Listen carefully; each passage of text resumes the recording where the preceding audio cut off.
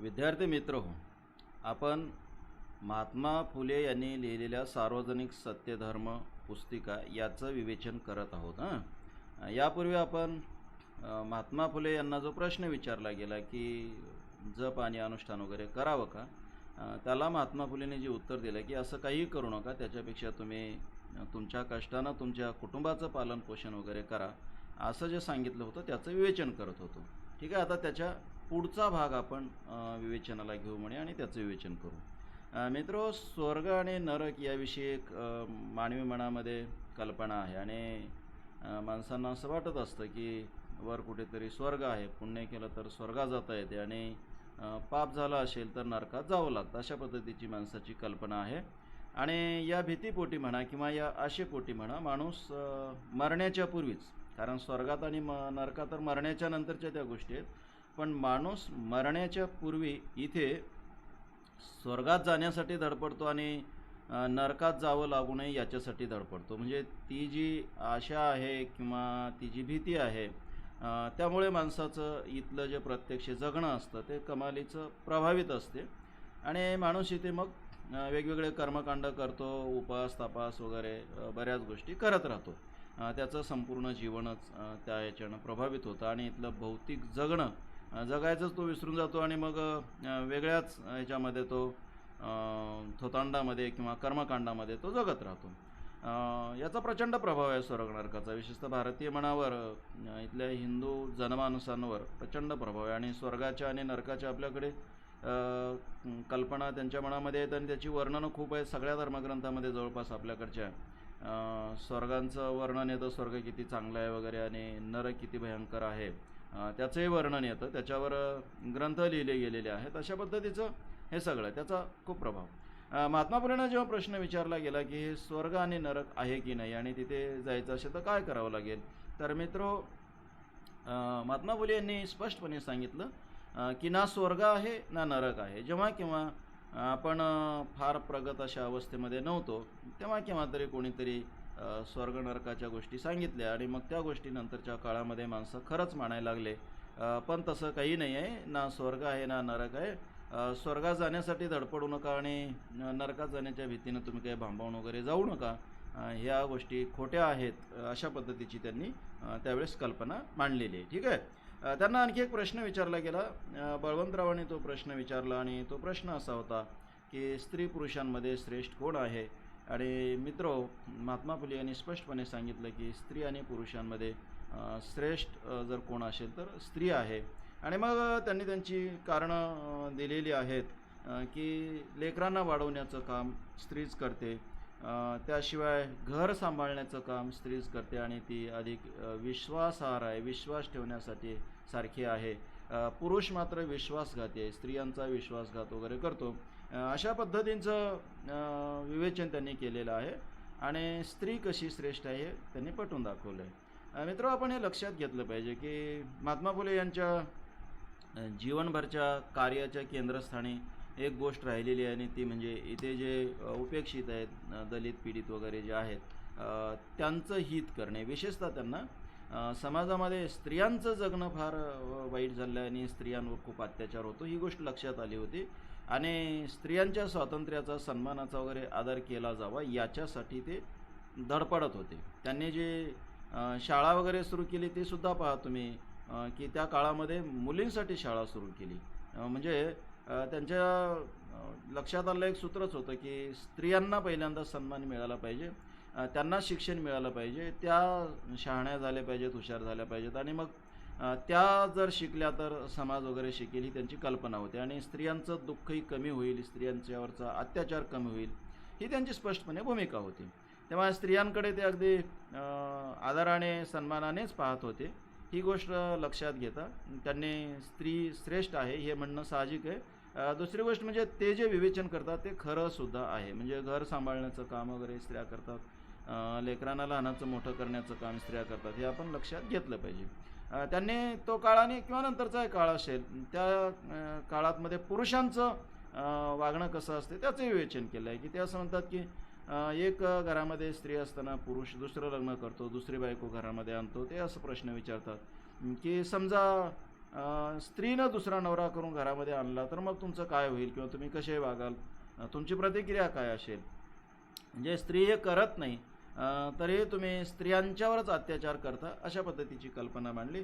दुसरं म्हणजे त्यांनी ही पटवून दिलं आणि ते खरं आहे, त्या काळाच्या संदर्भातही खरं आहे, नंतरच्या काळातही खरं आहे की ज्या विधवा स्त्रिया वगैरे असतात किंवा बाकी स्त्रिया वगैरे असतात त्यांच्यावर जो शारीरिक अत्याचार होतो तो कुटुंबातील माणसांकडूनच होतो आणि कुटुंबातले माणसंच अत्याचार करतात. पण जेव्हा स्त्री गरोदर वगैरे राहते तेव्हा मात्र ही जी पुरुष मंडळी आहे ती पुरुष मंडळी आपल्या पापापासून दूर जाण्याचा प्रयत्न करते किंवा आपण जे काही केलेलं आहे ते केलंच नाही अशा पद्धतीचं म्हणून स्त्रीचाच हे पाप आहे किंवा स्त्रीची चूक आहे अशा पद्धतीचं एक स्त्रीच्या माथी पाप मारण्याचं किंवा स्त्रियांच्यावर दोष ठेवण्याचं काम पुरुषांकडून होते आणि स्त्रियांना दोषी वगैरे ठरवलं जातं. या अंगाने त्यांनी विवेचन केलं आणि मग पुढे त्या काळामध्ये, आता या काळामध्ये नाही पण त्या काळामध्ये मग पुढे स्त्रियांचं काय व्हायचं तर स्त्रियांना घरातून हाकलून दिलं जायचं. ब्राह्मण स्त्रियांचं तर केशवपन व्हायचं, त्याचबरोबर त्यांना मारूनही टाकलं जायचं किंवा त्यांची जर लेकरं असतील गरोदर राहिल्या असतील त्या स्त्रिया तर त्या लेकरांना मारलं जायचं. अशा पद्धतीचं खूप काही त्या काळामध्ये होत होतं आणि ह्या सगळ्या गोष्टी आधाराला घेऊन त्यांनी सांगितलं की बाबा रे, ह्या सगळ्या अशा वाईट घटनेला हे जे काही तुम्ही अमानुष असं वागता, असा जो तुमचा वाईट असा व्यवहार आहे तो पुरुषांकडून करतो, तुमचा आहे आणि त्यामुळे पुरुष स्त्रियांच्या बरोबरीची नाही, स्त्री ही श्रेष्ठ आहे, अशा पद्धतीची कल्पना त्यांनी त्या काळामध्ये मांडलेली होती. ठीक आहे मित्र, बळवंतरावांनी त्यांना असाही प्रश्न विचारला होता की पाप कशाला म्हणायचं आणि पुण्य कशाला म्हणायचं. तर त्यांनी पापाच्याबद्दल अगदी स्पष्टपणे सांगितलं आहे की गोरगरिबांवर किंवा शूद्र अतिशूद्रांवर आणि विशेषतः स्त्रियांवर अत्याचार करणं ही बाब पापाची आहे. तुम्ही इतरांवर अत्याचार करू नका. अत्याचार करणं म्हणजेच पाप आहे आणि त्यांना मदत करणं, त्यांना सहाय्य करणं हे पुण्य आहे, अशा पद्धतीची त्यांची कल्पना होती. विशेषतः स्त्रियांवर अन्याय करणे त्यांनी आणखी एक पाप मानलेलं आहे. दुसरी गोष्ट म्हणजे त्यांनी थोतांडी धर्मग्रंथाची रचना करणे आणि केवळ रचना करणे नव्हे तर त्या ग्रंथातल्या त्या थोतांडी रचनेच्या आधाराने भोळ्या बाबड्यांचा किंवा शूद्रातिशूद्रांचा स्त्रियांचं वगैरे शोषण करणे, ही जी गोष्ट आहे ही गोष्ट पापाची आहे, अशा पद्धतीची महात्मा फुले यांची कल्पना होती. आणि आपण हे लक्षात घेतलं पाहिजे की त्या काळामध्ये धर्मग्रंथाच्या आधाराने गोरगरिबांचं भोळ्या भावड्या समाजाचं शोषण केलं जात होतं. म्हणजे एकीकडे धर्मग्रंथ लिहायचे, धर्मग्रंथ स्वतःच्या फायद्याचे कसे ठरतील अशाच पद्धतीने लिहायचे, म्हणजे त्याच्यातलं कथानक असेल किंवा त्याच्यातले जीवनमूल्य वगैरे असतील त्याची मांडणीच अशी करायची की ती विशिष्ट वर्गाला, विशिष्ट समूहाला, विशिष्ट समाजाला आणि विशेषतः पुरुषांना म्हणजे त्यांची बाजू घेणारी असेल, त्यांच्यासाठी उपकारक असेल किंवा त्यांना बळ देणारी असेल, त्यांच्या वाईट वर्तनाचंही पुरस्कार करणारी किंवा वाईट वर्तनाचंही चांगलंच वर्तन आहे अशा पद्धतीचं म्हणणारी मांडणी असेल, अशी मांडणी केली जायची. आणि मग त्या मांडणीच्या आधारानं पुन्हा समाजाचं शोषण केलं जायचं. म्हणजे लोकांचं अज्ञान, लोकांचा भोळाभाव वगैरे हे भांडवलाप्रमाणे वापरायचं, असं त्यावेळेस धर्माचं स्वरूपच होतं. तर महात्मा फुलेने सांगितलं की हे जे धर्मग्रंथ आहेत अशा पद्धतीचा हा जो धर्म आहे त्या धर्मग्रंथाची रचना करणे, त्या धर्मग्रंथाच्या आधाराने लोकांवर अन्याय करणे, लोकांचं शोषण करणे, लोकांच्या अज्ञानाचा फायदा घेणे, ह्या ज्या सगळ्या गोष्टी आहेत ह्या सगळ्या गोष्टी पापाच्याच आहेत, अशा पद्धतीची महात्मा फुले यांची मांडणी होती. आणि मग अशा पद्धतीनं लोकांच्या अज्ञानाचा फायदा घेऊन आयतखाऊ जीवन जगणे, लोकांच्या श्रमावर जीवन जगणे हे अतिशय पापाची गोष्ट आहे, अशी महात्मा फुले यांची भूमिका होती. आणि पुण्याच्या बाबत त्यांनी अगदी स्पष्टपणे म्हटलेलं आहे की इतरांना पीडा न देणे, इतरांवर उपकार करणे म्हणजे पुण्य आहे, अशा पद्धतीची कल्पना. तुम्हाला एक महात्मा फुलेंचा अभंग आठवत असेल पा किंवा आपण तो आठवू शकतो. महात्मा फुलेने एका ठिकाणी असं लिहिलं होतं की पुण्य पर उपकार पाप ते परपीडा, म्हणजे इतरांना पीडा देणं म्हणजेच पाप आणि इतरांवर उपकार करणे, इतरांना सहाय्य करणे, मदत करणे म्हणजेच पुण्य. मित्रो, हीच मांडणी किंवा हेच सूत्र महात्मा फुले यांच्याही लेखनामध्ये आढळते. नंतरच्या काळामध्ये आपण पाहतो की संत गाडगे बाबा वगैरे असतील त्यांनी सुद्धा हीच मांडणी केलेली आहे. म्हणजे ज्यांना ज्यांना कोणाला समाजाचं हित अपेक्षित असतं किंवा ज्यांच्या कार्यातच समाजाचं हित आहे, ज्यांच्या कार्याच्या केंद्रस्थानी समाज हित आहे किंवा समाजांच्या हिताविषयीची तळमळ आहे, त्या सगळ्यांच्या विचारात हे सूत्र दिसते की तुम्ही इतरांना सहाय्य करा, इतरांना मदत करा, इतरांना तुम्ही पीडा देऊ नका, इतरांना त्रास देऊ नका, माणूस म्हणून तुम्ही व्यवस्थित जगा, माणुसकीनं जगा आणि इतरांना सुद्धा जगू द्या. अशाच पद्धतीचं एक सूत्र सगळ्याच विचारवंतांच्या किंवा मानवी हित म्हणजे मानवी हितासाठी तळमळणाऱ्या, मानवी हितासाठी काम करणाऱ्या सगळ्या समाजसुधारकांच्या कार्यांच्या केंद्रस्थानी आहे. महात्मा फुलेंच्या केंद्रस्थानी तेच आहे आणि महात्मा फुलेंनी सांगितलं की तुम्ही इतरांना त्रास न देता जगा, तुम्ही इतरांवर उपकार करा, म्हणजे इतरांना तुम्ही सहाय्य करा, मदत करा, हेच तुमचं पुण्य आहे. याच्यापेक्षा वेगळं काही पुण्य नाही आहे.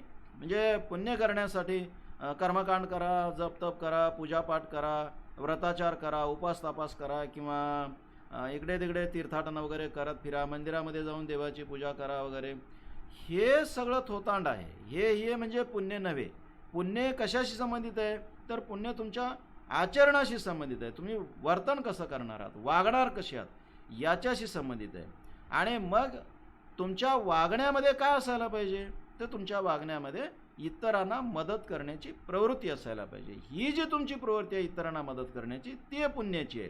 कर्मकांड हे पुण्याची गोष्ट नव्हे, हे महात्मा फुले यांनी अगदी स्पष्टपणे सांगितलेलं आहे. म्हणजे त्याच्यामध्ये कुठे संदिग्धता तुम्हाला दिसणार नाही. त्यांनी हेही सांगितलेलं आहे की ब्राह्मण जे इथे ढोंग करतात, जो इतरांना लुटण्याचा म्हणजे धर्मग्रंथाच्या आधाराने इतरांना जे लुटतात, हे पापाचं आहे, हे काय पुण्याचं नव्हे आणि हे काही करू नका. आणि विशेषतः त्यांच्या ढोंगाला तुम्ही बळी पडू नका. त्यांच्या ढोंगाला बळी पडणं हे पुण्य नव्हे, हे पाप होय, तुमचं अज्ञान होय, अशा पद्धतीची त्यांची कल्पना. या त्यांच्या ढोंगाला बळी पडण्यापेक्षा तुम्ही कष्टानं, मेहनतीनं तुम्ही जगा आणि तुमच्या कुटुंबांचं वगैरे पालनपोषण करा, लहान भावंडांचं वगैरे पालनपोषण करा, इतर समाजाच्या भल्यासाठी प्रयत्न करा. आणि जे इतर समाजांच्या भल्यासाठी प्रयत्न करतात असे जे कोणी लोक आहेत, त्या लोकांना तुम्ही सहाय्य करा, अशा पद्धतीची महात्मा फुले यांची मांडणी होती.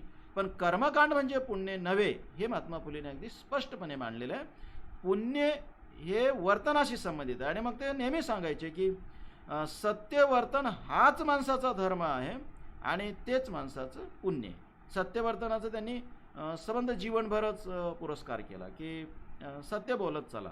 आणि त्याने सुरुवातीला सुद्धा त्यांना जो एक प्रश्न विचारला गेला की माणसाचं सुख कशात आहे, माणूस सुखी कशानं होईल, तर महात्मा फुले यांनी सांगितलं की माणसाला जर सुखानं जीवन जगायचं असेल तर माणसानं खरं बोलायला शिकलं पाहिजे आणि खऱ्याचा व्यवहार करायला शिकलं पाहिजे. ही महात्मा फुले यांची भूमिका होती. इथे ते तेच दिसते की तुम्ही खरं बोला आणि इतरांना मदत वगैरे करत जगा, अशा पद्धतीची त्यांची मांडणी आहे. ती मांडणी इथे केलेली आहे. त्यांना पुढे एक प्रश्न असा विचारला गेला, यशवंत यांनी प्रश्न विचारला की मानवी प्राण्यात जातीभेद आहे का. म्हणजे वेगवेगळ्या ज्या जाती आहेत आपल्याकडे, मग कुठल्या असतील, महार, मान, चांबार, कोळी, रामोशी वगैरे अशा कुठल्याही, किंवा मराठा वगैरे अशा, तर या ज्या जाती आहेत आणि ह्या जाती एकमेकापेक्षा वेगळ्या आहेत असं माणसाला वाटते आणि माणूस मग जातीभेद वगैरे पाळत असतो. महात्मा फुलेंना असा प्रश्न विचारला गेला की हे जे जातीचे भेद आहेत, त्या वेगवेगळ्या जाती आहेत, ह्या वेगवेगळ्या जाती माणसांमध्ये आहेत का. आणि मित्रो, फुलेंनी स्पष्टपणे असं उत्तर दिलं की मूळ मानवामध्ये जातीभेद नाही. म्हणजे माणूस हा जो प्राणी आहे, तो प्राणी ज्या निर्मिकांनी तयार केला किंवा जो इथे माणूस म्हणून उदयाला आला, आता ठीक आहे, त्यावेळेस महात्मा फुलेंना उत्क्रांतीवाद कदाचित माहीत नसेल किंवा डार्विनचा जो तो सिद्धांत आहे, तो सिद्धांत महात्मा फुलेंच्या लेखनामध्ये असा फारसा येत नाही. पण महात्मा फुलेंनी असं सांगितलं की मूळ मानव जातीमध्ये भेदाभेद नाही, कारण मानव नावाची एक जात आहे. इतर जशी जात आहे, म्हणजे पक्षी असतील किंवा आणखी गाई, म्हशी, गाढव वगैरे हे प्राणी आहेत ना, तसा माणूस हे प्राणी आहे. मग गाढवामध्ये जसा भेदाभेद नाही, म्हणजे त्यांच्यामध्ये असं कोणी म्हणत नाही की तो शूद्र आहेस, तो ब्राह्मण आहेस, तो क्षत्रिय आहेस, तो वैश्य आहेस वगैरे, असं काही ब्राह्मण म्हणजे गाढवांना म्हणत नाहीत ना. तसं मग माणसाने एकमेकाला असं वेगवेगळं ठरवण्याची काही गरज नाही आणि माणसामध्ये जातीभेद नाही. तो जातीभेद जो आहे, तो जातीभेद नंतर इथे जे कुटील लोक होते त्या कुटील लोकांनी मानलेलं आहे. अशा पद्धतीची महात्मा फुले यांची मांडणी होती. मुळामध्ये जातीभेद वगैरे नाही आहे. त्यांनी प्रश्न असे विचारले गेले की पशुपक्षी असतील, इतर आणखी काही प्राणी असतील, याच्या जर जातीभेद नसेल तर माणसांमध्ये नाही. त्यांनी आणखी एक अडचणीचा प्रश्न असा विचारला होता महात्मा फुलेंनी, ज्यांनी जातीभेदाचं समर्थन केलं किंवा जे करणारे होते त्यांना उत्तर मिळावं म्हणून त्यांनी असा प्रश्न विचारला की आपण माणसाचे जातीभेद मानत असताना किंवा वर्णभेद मानत असताना काय करतो, आपण काय कोणती गोष्ट आधाराला घेतो. तर आपण असं म्हणत असतो की ब्रह्मदेवाच्या तोंडातून ब्राह्मणांचा जन्म झाला म्हणून ते श्रेष्ठ आहेत. मग बाहूतून समजा क्षत्रियाचा जन्म झाला किंवा मग बाकी आणखी वैश्य शूद्र वगैरे यांच्या जन्माविषयीचा आपण सांगत असतो. फुलेने असा प्रश्न विचारला की ब्रह्मदेवाच्या तोंडातून ब्राह्मणांचा जन्म झाला म्हणून ते श्रेष्ठ आहेत, ब्राह्मण आहे, ठीक आहे. मग गाढवांचा जन्म कुठून झाला आणि गाढवांमध्ये काही गाढवांचा जन्म ब्रह्मदेवाच्या तोंडून वगैरे झालेला आहे का, आणि मग त्यांना असं काही ब्राह्मण वगैरे मानता येईल का, किंवा कावळे आहेत, कोल्हे आहेत, यांच्यापैकी काहींचा जन्म ब्रह्मदेवाच्या तोंडून झालेला आहे आणि काहीचा जन्म मग इतर अवयवापासून वगैरे झालेला आहे, असं आपल्याला म्हणता येईल का, किंवा ब्राह्मणाने तो सांगावा की नक्की कसा झाला यांचा जन्म. आणि मग यांच्या जन्माविषयीचं तुम्हाला काही सांगता येत नसेल तर मग माणसाच्या जन्माविषयी जे तुम्ही थोतांड निर्माण केलं आहे हे सुद्धा खोटंच आहे, असं महात्मा फुले यांचं म्हणणं होतं. आणि खरंच आहे की आपण काय केलं आहे किंवा धर्मग्रंथाने किंवा इथल्या ब्राह्मणी व्यवस्थेनं काय केलं आहे, तर मनुष्य जातीचा जो जन्म आहे त्यांचा जन्म सांगत असताना आपल्याला स्वतःला श्रेष्ठ म्हणून घेता यावं, आपलं श्रेष्ठत्व प्रस्थापित करता यावं आणि लोकांचं शोषण करता यावं म्हणून ब्राह्मणांनी कथा निर्माण केल्या ना की ब्रह्मदेवाच्या तोंडातून ब्राह्मणांचा जन्म झाला.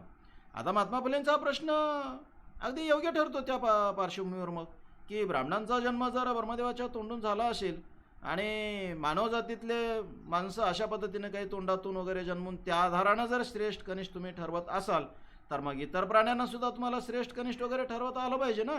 कारण माणसांच्याच बद्दल का, तो निर्मिक आहे ना, तो निर्माण करणार आहे ना, तो सगळ्याच जातीमध्ये तसं करेल ना. मानव जातीमध्ये जर त्यांनी असं केलेलं आहे तर मग काही गाढवांनाही तो तोंडातून जन्माला घालेल, काही गाढवांना इतर अवयवातून जन्माला घालेल आणि त्यांच्यामध्ये अशी एक श्रेणी लावायला पाहिजे ना हीनतेची आणि कनिष्ठतेची. मित्र हो, हे वितंडवादासाठीचे प्रश्न नाहीत आणि महात्मा फुलेंचे प्रश्न आहेत, ते पण वितंडवादासाठी नाहीत. महात्मा फुलेंना मुळात इथे जे धर्मग्रंथांच्या आधारानं जे थोतांड उभं केलं जातं ते थोतांड मोडीत काढायचं होतं, म्हणून महात्मा फुलेंनी हे प्रश्न उपस्थित केले. आणि महात्मा फुले असं म्हणतात की बाबा रे, हे सगळंच खोटं आहे. म्हणजे तुम्हाला प्राण्यांचंही सांगता येत नाही, प्राण्यांच्याबद्दल असं काही तुम्ही कथा निर्माण करत नाही किंवा प्राण्यांच्याबद्दल काही सांगत नाही. मित्र, महात्मा फुलेंनी सांगितलं मानवांच्याबद्दल जे तुम्ही लिहिलं आहे ते सुद्धा खोटं आहे. कोणी ब्रह्मदेवाच्या तोंडून वगैरे जन्मलेलं नाही आणि कोणी इतर अवयवातून वगैरे जन्मलेलं नाही. तर निर्मिकाने सगळ्यांना समानच निर्माण केलं आणि सगळ्यांना समान अधिकार आहेत, सगळे समान आहेत, अशा पद्धतीची त्यांची कल्पना होती. त्यांनी पुढे असे विश्लेषण केलेलं आहे की एकाच आईची मुलं आहेत आणि ते वेगवेगळी कामं करतात. तर वेगवेगळी कामं करतात म्हणून त्यांना वेगवेगळ्या जातीचे तुम्ही म्हणता.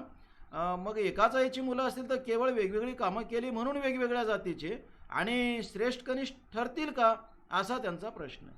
म्हणजे आपल्याकडे काय होतं की वेगवेगळ्या जातीच्या वेगवेगळ्या व्यवसायाच्या आधारानं जरी जाती ठरवलं तरी आपण कसं ठरवत होतो, मग पुढे काय म्हणत होतो, तर पहा, पूजापाठ करणारा ब्राह्मण श्रेष्ठ ठरला आणि बाकीचे जे कामं करणारे होते त्यांना यांनी हीन लेखलं ना. म्हणजे इथला चांभार असेल, इथला महार असेल, इथला मांग असेल किंवा इथले बाकीचे आलुतेदार बलुतेदार वगैरे असतील, ह्या सगळ्यांना ब्राह्मणांनी श्रेष्ठ मानलेलं नाही. म्हणजे पहा ना, कर्माच्या आधारानं किंवा त्यांच्या व्यवसायाच्या आधारानं जाती वगैरे आपण जरी मानायला लागलो आता असं म्हटलं तरी फुलेंचं विवेचन अगदी विवेकावर टिकणार आहे. ते त्यांचे प्रश्न तार्किक आहेत. त्यांनी असं म्हटलं की एकाच आईची मुलं आहेत, मग वेगवेगळा व्यवसाय करतात म्हणून त्यांना तुम्ही वेगवेगळे मानता आणि दुसरं म्हणजे त्यांना हीन लेखता, म्हणजे श्रेष्ठ आणि कनिष्ठ अशा पद्धतीची तुम्ही मांडणी करता. म्हणजे पूजापाठ करणारे ब्राह्मण आणि ढोरचांभार एकाच आईची जर लेकरं असतील, एकाच निर्मिकाची ती निर्मिती असेल, तर तुम्ही निव्वळ व्यवसायाच्या आधारानं त्यांना कमी कसं काय लेखू शकता. आणि आपल्याकडे झालं, खरंच असं झालं ना, विशेष म्हणजे आपल्याकडे असं झालं की जे माणसं अगदी या मानवाच्या संस्कृतीच्या जडणघडणीमध्ये महत्त्वाची भूमिका बजावत होते. जे नव्या वस्तूचे नव्या म्हणजे वस्तू असेल वास्तू असेल वगैरे याची निर्मिती करत होते, त्या लोकांना पण हीन ठरवलं होतं. म्हणजे आपल्याकडे पहा, या सामाजिक किंवा संस्कृतीच्या जडणघडणीमध्ये महत्त्वाचं योगदान कोणाचं आहे? तर इथल्या अलुतेदार बलुतेदाराचं आहे ना. कारण त्यांनी निर्माण केलं ना, म्हणजे घरं त्यांनी बांधले, किंवा कपड्याचं विणकाम त्यांनी केलं, शेती करण्याचं काम इथल्या शेतकऱ्यांनी केलं, धान्य पिकवण्याचं काम त्यांनी केलं, बाकीचे जे कामं आहे ते बाकीचे कामं याच लोकांनी केले ना. पण आपल्या व्यवस्थेमध्ये बघा तुम्ही, सामाजिक व्यवस्थेमध्ये हे काहीही न करणारा, यांच्या अशा श्रमावर, यांच्या अशा उत्पन्नावर जगणारा, आयतखाऊ जगणारा जो वर्ग आहे, जो पूजापाठ करणारा आणि थोतांडी धर्म विचार सांगणारा वगैरे जो वर्ग आहे, त्यांना आपण श्रेष्ठ ठरवलं ना. आणि जो अशा पद्धतीचं निर्माण करणार आहे काहीतरी, त्यांना मात्र आपण हीन लेखलं. महात्मा फुलेंनी प्रश्न असे उपस्थित केले की बाबा रे, ही एकाच आईची लेकरं आहेत, वेगवेगळी काम करतात, म्हणून तुम्ही त्यांना वेगवेगळ्या जातीचे ठरवता का? आणि दुसरं म्हणजे त्यांना हीन लेखणार आहात का? एक श्रेष्ठ आहे, एक कनिष्ठ आहे, अशा पद्धतीची तुम्ही मांडणी करणार आहात का? तर एका आईची लेकरं असतील तर ते समान असतील ना, आणि त्यांना तुम्ही समान बाजूवर पाहिलं पाहिजे. तुम्ही का पाहत नाही? अशा पद्धतीचे महात्मा फुले यांचे विचार होते. त्यांनी असंही म्हटलेलं आहे की सद्गुण आणि दुर्गुण हे पिढीजात असतात का? तर पिढीजात नसतात ना. माणूस आहे आणि तो माणूसपणाच्या लक्षणासह जगतो. त्याचे जे लक्षणं आहेत, समजा आपण ज्याला म्हणतो की काम, क्रोध, मद, मत्सर, लोभ वगैरे असं जे म्हणतो आपण, त्याला आपण 6 वाईट लक्षणं किंवा वाईट गुण असं माणसाचे मानतो. पण हे वाईट चांगले ठीक आहे, ते काय असतील ते असतील, वाईट असतील किंवा चांगले असतील, पण हे माणूस असण्याची लक्षणं आहेत. याच्या सगटच माणूस जन्मतो आणि याच्या सगटच माणूस जगत असतो. कुठल्याही माणसाला या गोष्टी टाळून जगता येत नाही. माणूस आहे तर त्याला हे गुण असणारच ना. त्याला राग येतो, त्याला स्वार्थ असतो, किंवा वासना त्याला असते, सगळं काही आहेच ना त्याला. ठीक आहे की जो माणूस संतत्वाच्या पातळीवर गेलेला आहे किंवा जो चांगला आहे, तर तो याच्यावर नियंत्रण ठेवेल, या गुणावर, आणि नियंत्रण ठेवून काही चांगलं जगण्याचा तो प्रयत्न करेल. पण मग असं चांगलं जगण्याचा जो प्रयत्न करतो ते कुठल्याही जातीत असतात ना. ते काही केवळ ब्राह्मणात किंवा विशेष जातीत असतात असं नाही. म्हणजे ही जी अपवादात्मक माणसं असतात, ज्यांना आपण संत म्हणतो, देव माणूस म्हणतो, महात्मा वगैरे म्हणतो, ही माणसं काही कोण्या जातीशी बांधलेली नाहीत, ते सगळ्या जातीत असतात. पण विशेष जातीतली माणसं सद्गुणी आणि विशेष जातीतली माणसं शहाणी असतात का? मूळ हा प्रश्न आहे. तर तसं आपल्याला दिसत नाही ना.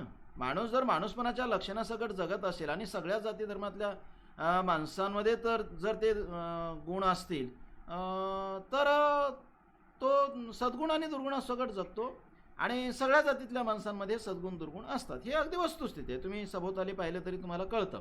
पण आपल्याकडे मांडणी काय झाली? मांडणी अशी झाली की ब्राह्मण सगळे श्रेष्ठ आहेत आणि ब्राह्मण सगळे पवित्र आहेत. एवढंच नाही तर ब्राह्मण जन्मताच शहाणे आहेत, ही मांडणी आपल्याकडे झाली.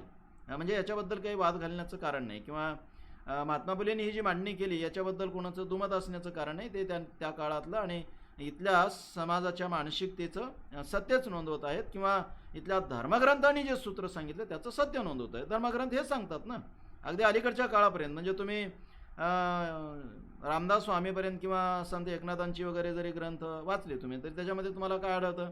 त्याच्यामध्ये तेच आढळतं की सगळ्या बाकीच्या जातीचा गुरु कोण असणार आहे? तर तो ब्राह्मणच असणार आहे, कारण ब्राह्मणा एवढा श्रेष्ठ कोणी नाही, ब्राह्मण जातीनं श्रेष्ठ आहे आणि तो जन्मताच श्रेष्ठ आहे. अशा पद्धतीची मांडणी सगळ्या धर्मग्रंथांनी केली, आणि सगळ्या या लेखकांनी किंवा जे धर्मग्रंथ लिहिले त्या सगळ्या धर्मग्रंथामध्ये हीच मांडणी झालेली आहे.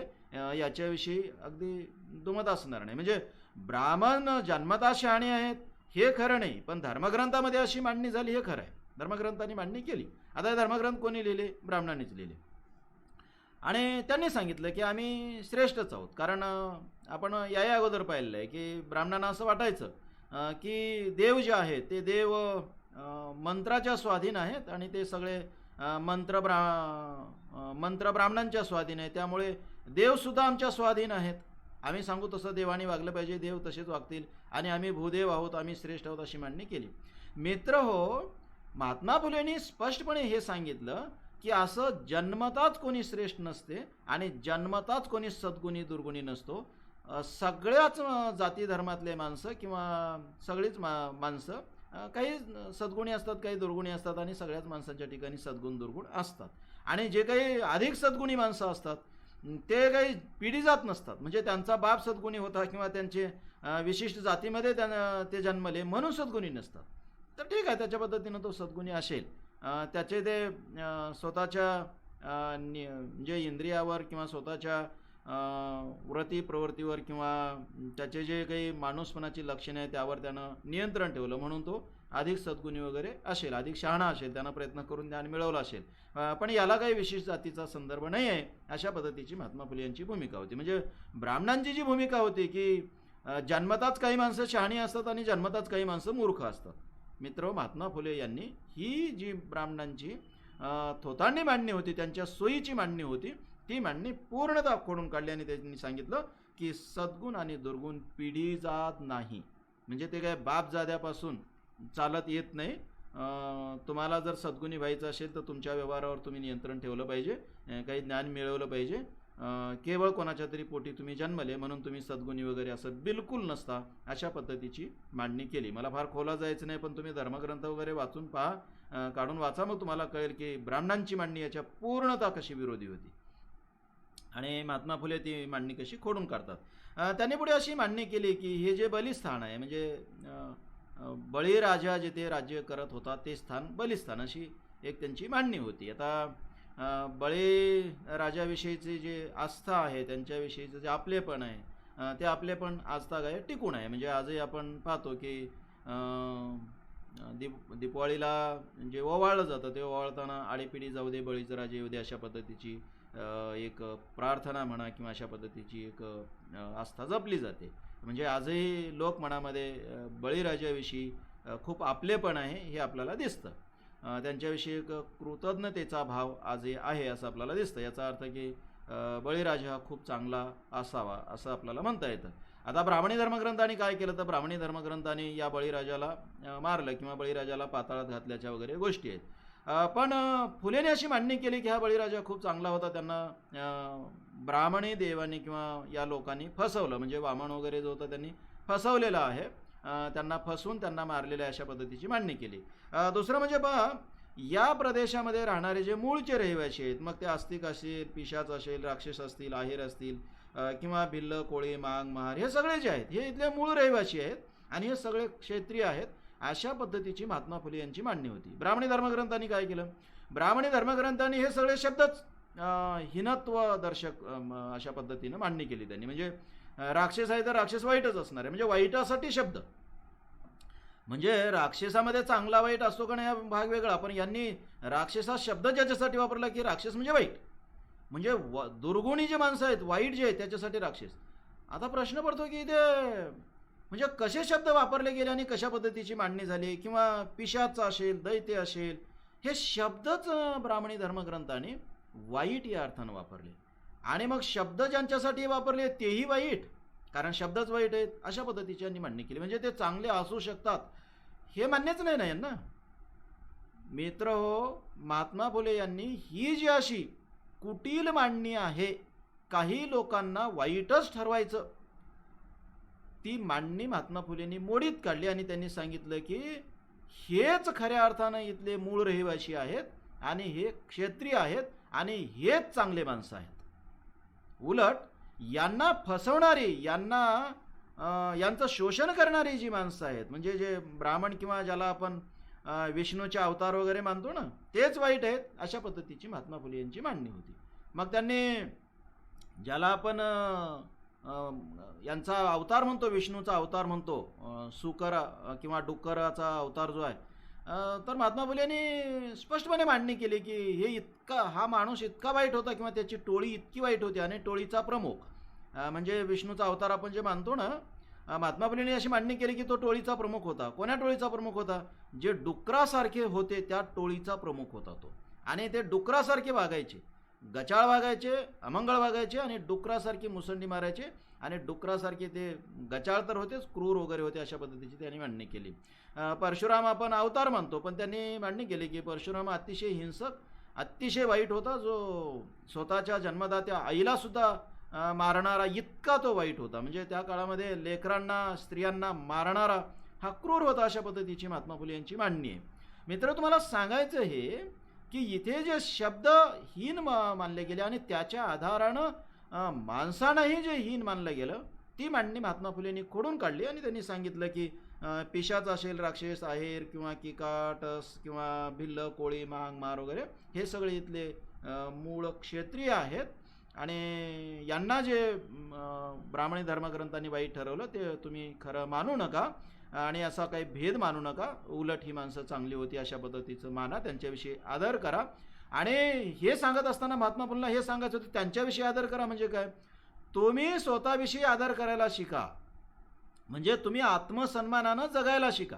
कारण इथे असं म्हटल्यामुळं लोकांना काय वाटायचं, आता उदाहरणार्थ आपण जर त्या काळातले किंवा अलीकडचे जर महार मांग वगैरेचा विचार केला तर ह्यांना काय वाटायचं, धर्मग्रंथांनी सांगितले की आपल्याला पूर्वजन्मीच्या कर्मामुळे किंवा पापामुळे हा जन्म मिळालेला आहे, तर आपण काय केलं पाहिजे, आपलं पाप आहे, मग ते पापाची आपण फेड केली पाहिजे. म्हणून आपण काय केलं पाहिजे, तर आपण इतरांची सेवा केली पाहिजे आणि इतर सांगतील तसंच वागलं पाहिजे.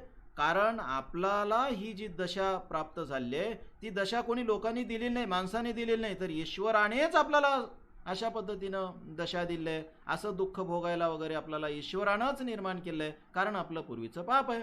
अशी इथल्या लोकांची भूमिका होती. म्हणजे लोक त्यांना हीन लेखत, हा भाग सोडून द्या, ते स्वतःलाच हीन लेखत. आता ही जी म्हणजे आत्मसन्मान गमावून बसण्याची जी प्रवृत्ती आहे आणि न्यूनगंडाची जी मानसिकता आहे, त्या न्यूनगंडाच्या मानसिकतेतून महात्मा फुलेंना या समाजाला बाहेर काढायचं होतं. म्हणून महात्मा फुलेंनी स्पष्टपणे मांडणी केली की बाबा रे, तुम्ही जिथले मूळ रहिवासी आहात, बलिस्थानातले आहात आणि बळी राजाची जी दिव्य परंपरा आहे, आत्मसन्मानाची परंपरा आहे, ती पुढे नेण्याचं कामही तुमचंच आहे आणि ते तुम्ही पुढे नेले पाहिजे. आणि तुम्ही सन्मान जपत जगलं पाहिजे. तुम्ही तुमच्या स्वातंत्र्याचा आदर केला पाहिजे. तुम्ही तुमचं स्वातंत्र्य जपलं पाहिजे, आत्मसन्मान जपला पाहिजे. तुम्ही स्वतःला हीन लेखू नका, तुम्ही स्वतःला वाईट समजू नका. तुम्ही वाईट नाही, तुम्ही इथलेच आहात, तुम्ही मूळ रहिवासी आहात आणि तुम्ही बळीवंशातले आहात. अशा पद्धतीची मांडणी केली. मित्र, पुन्हा एकदा मी तुम्हाला याचं भान तुमच्या किंवा ही गोष्ट तुमच्या लक्षात आणून देऊ इच्छितो की महात्मा फुले इथल्या आत्मसन्मान गमावून बसलेल्या लोकांना आत्मसन्मानानं जगायला सांगत होते. केवळ भेदाभेद नाही एवढंच त्यांना सांगायचं नव्हतं, तर इथल्या ब्राह्मणी व्यवस्थेने ज्या लोकांना कर्मविपाक सिद्धांताची मांडणी करून हीन मानलं होतं, त्या लोकांना महात्मा फुले सांगत होते की हा कर्मविपाकाचा सिद्धांत मुळातून खोटा आहे, तो जाणीवपूर्वक मांडलेला आहे आणि तो तुम्ही खरा मानू नका आणि त्याच्या आधारानं तुम्ही स्वतःला कमी लेखू नका, स्वतःचा आत्मसन्मान गमावून बसू नका, हे महात्मा फुलेंना सांगायचं होतं. आणि म्हणून त्यांनी मग जातीभेद खोटा कसं याचं इतक्या थेटपणे, इतक्या स्पष्टपणे आणि इतक्या ठामपणे, इतक्या म्हणजे सरळपणे विश्लेषण केलं की ते विश्लेषण पाहता हे स्पष्ट होते की त्यांना लोकांना आत्मसन्मानानं जगायला सांगायचं होतं. तेव्हा ह्या सगळ्या लोकांना त्यांनी क्षत्रिय म्हटलेलं आहे आणि त्यांना सांगितलं की तुम्ही आत्मसन्मानानं जगा. पुढे त्यांनी अशी मांडणी केली की ज्यांनी तुम्हाला हीन लेखलं आणि धर्मग्रंथामध्ये थोतांडी धर्मग्रंथ रचून ज्यांनी इतरांना हीन लेखण्याचं काम केलं आणि तुमच्या भोळ्या भावाचा किंवा तुम्ही त्यांच्यावर जो विश्वास ठेवला, त्यांचा जो ज्यांनी गैरफायदा घेतला, ते कोण आहेत, ते त्यांनी मांडणी केली की मग ते इराणमधून आलेले आर्य आहेत.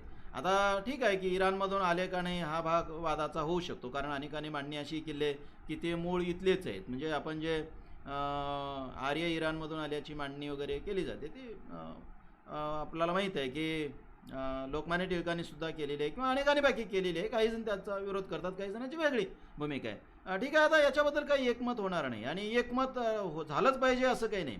आणि एकमत झालं किंवा नाही झालं तरी महात्मा फुले यांच्या मांडणीला काही त्याच्यामुळे बाधा येत नाही. महात्मा फुलेंची कदाचित ही मांडणी एवढीच आपण खोटी अशी म्हणू शकतो, पण म्हणून महात्मा फुलेंना या मांडणीच्या आधारानं जे सांगायचं होतं, जे सूत्र मांडायचं होतं आणि जे समाजहिताचं सूत्र सांगायचं होतं, त्याला काही बाधा येत नाही. महात्मा फुलेंना अगदी समाजहिताचं मांडायचं होतं, समाजाने सन्मान जपला पाहिजे सांगायचं होतं, ते अगदी ठणकावून सांगत होते. त्याच्याबद्दल त्यांना काही फरक पडणार नाही. ठीक आहे, कदाचित इराणमधून ते आले असतील नसतील, ही मांडणी इतिहासात खरी खोटी काय आहे ते इतिहासाचं काम इतिहास शोधेल. आणि खरं तर आता हे होऊन गेली घटना असल्यामुळे याच्याबद्दल कोणाचंही एकमत होणं म्हणजे सगळ्यांचंच एकमत होणारच नाही. जो तो आपापल्या पद्धतीनं मांडेल आणि ज्याला त्याला आपापल्या पद्धतीनं मांडता येईल. महात्मा फुलेंची मांडणी अंतिम मानण्याची आवश्यकता नाही, पण त्यांनी इथे या लोकांनी अन्याय कसा केला याची व्यवस्थित मांडणी केली. आणि त्यांनी तुमच्यावर अन्याय केलेला आहे, तुमचा आत्मसन्मान तुम्ही गमावून बसावा याच्यासाठी तोतांडी धर्मग्रंथाची रचना केलेली आहे. त्याच्यातून तुम्ही बाहेर पडा अशा पद्धतीची महात्मा फुले यांची मांडणी होती. पहा, आणि हे सगळं कशासाठी ते मांडत होते, तर इथला समाज चांगला जगला पाहिजे अशाच पद्धतीनं. महात्मा फुलेंना असा प्रश्न विचारला गेला की शूद्र अतिशूद्र समाजाला त्यांच्या अशा अज्ञानातून, त्यांच्या अशा दास्यत्वातून वगैरे मुक्त करण्यासाठी तुमच्या निर्मिकांनी काही केलेलं आहे का. आणि महात्मा फुलेंनी खूप चांगलं उत्तर दिलं आहे. महात्मा फुले यांनी सांगितलं की निर्मिकाने प्रयत्न केले, निर्मिकाने तशा पद्धतीचा योजना केलेली आहे, अशा पद्धतीची मांडणी महात्मा फुलेंनी केली. आणि त्यांनी असं सांगितलं की निर्मिकाने अगोदर मुसलमानाला इथे पाठवलं होतं, मुस्लिम सत्ता इथे रुजली होती, पण मुस्लिमांनी त्यांचं जे कर्तव्य होतं या शूद्र अतिशूद्रांना त्यांच्या दास्यत्वातून मुक्त करणं, ते त्यांनी काम केलं नाही, म्हणून मुस्लिमांची सत्ता गेली.